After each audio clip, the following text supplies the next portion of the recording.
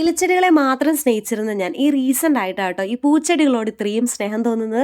ഒരു പക്ഷേ കഷ്ടപ്പെട്ട് ഇഷ്ടപ്പെട്ടെന്ന് പറയാം. കാര്യം വീട്ടിൽ മമ്മിക്കൊക്കെ പൂച്ചെടികളോട് താല്പര്യമുള്ളത് കൊണ്ട് പൂച്ചെടികൾ വാങ്ങിക്കാൻ തുടങ്ങിയതാണ്. പക്ഷേ ഈ ക്രിസാന്തത്തിനോട് അത്രയ്ക്ക് എനിക്ക് സ്നേഹമൊന്നും ഉണ്ടായിരുന്നില്ല. ഒരു ചെടിക്കകത്ത് 4 എണ്ണം കിട്ടും എന്നുള്ള രീതിയിലാണ് ഞാൻ ക്രിസാന്തംസ് വാങ്ങിച്ചു തുടങ്ങിയത്.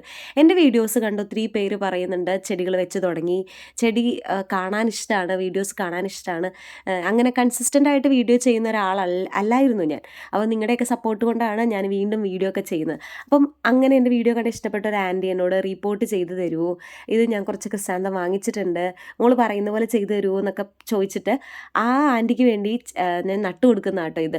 അപ്പം ചെടിയെ ഇഷ്ടപ്പെടുന്നതും എൻ്റെ വീഡിയോ ഇഷ്ടപ്പെടുന്നതിലൊക്കെ ഒത്തിരി താങ്ക് യു. അപ്പം അങ്ങനെ നട്ടു കൊടുക്കുന്ന ചില ചെടികൾ വെള്ളം കൂടുതൽ വേണ്ടാത്തതുണ്ടാവും, വെള്ളം കൂടുതൽ വേണ്ടുന്നുണ്ടാവും, വെയിൽ കൂടുതൽ കൊള്ളാൻ പാടില്ലാത്തതുണ്ടാവും. അത് അതിൻ്റെ രീതിക്ക് നോക്കിയിട്ടുണ്ടെങ്കിൽ നമുക്ക് ബെറ്റർ ആയിട്ടുള്ളൊരു റിസൾട്ട് കിട്ടും. അങ്ങനെ നമ്മൾ നോക്കി വളർത്തേണ്ട ഒരു ചെടിയാട്ടോ ഈ ക്രിസാന്തം.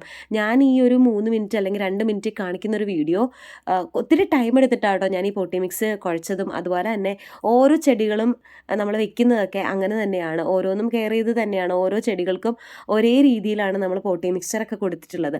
അപ്പം ഓരോ ചെടികൾക്കും ഓരോ രീതികളുണ്ടെന്ന് പറഞ്ഞില്ലേ, അതുപോലെ തന്നെ നമ്മൾ അതുങ്ങളെ വളർത്താൻ ശ്രമിച്ചിട്ടുണ്ടെങ്കിൽ അതുങ്ങൾ നല്ലൊരു റിസൾട്ട് തരും. അതിന് എനിക്ക് കിട്ടിയ ഏറ്റവും വലിയ തെളിവാണ് എൻ്റെ ക്രിസാന്തംസ്. അപ്പോൾ ഓൾമോസ്റ്റ് ഞാൻ എല്ലാ ക്രിസാന്തവും ഓരോ ചട്ടിയിൽ വെച്ച് കൊടുത്തിട്ടുണ്ട്. എപ്പോഴും പറയുന്ന പോലെ തന്നെ റിപ്പോർട്ടിങ്ങിൻ്റെ ടൈമിൽ പൂക്കളുണ്ടെങ്കിൽ ഞാനത് വെട്ടിക്കളയും. അന്നും പറഞ്ഞിട്ട് വരുന്ന പൂക്കളെല്ലാം വെട്ടിക്കളയുന്നല്ല, റിപ്പോർട്ടിങ്ങിൻ്റെ ടൈമിലുണ്ടാകുന്ന പൂക്കളൊക്കെ വെട്ടി. പിന്നെ ഈ ചെടികളൊക്കെ വളർത്തുന്ന ഓരോരുത്തരുടെ ഇഷ്ടമാണ്, ഓരോരുത്തരുടെ രീതിയാണ്. അപ്പം അതിനനുസരിച്ച് നിങ്ങൾക്ക് ചേഞ്ചസ് വരുത്താം. പക്ഷേ കുറച്ച് കാര്യങ്ങൾ ശ്രദ്ധിച്ച് തന്നെ ചെയ്യണം കേട്ടോ.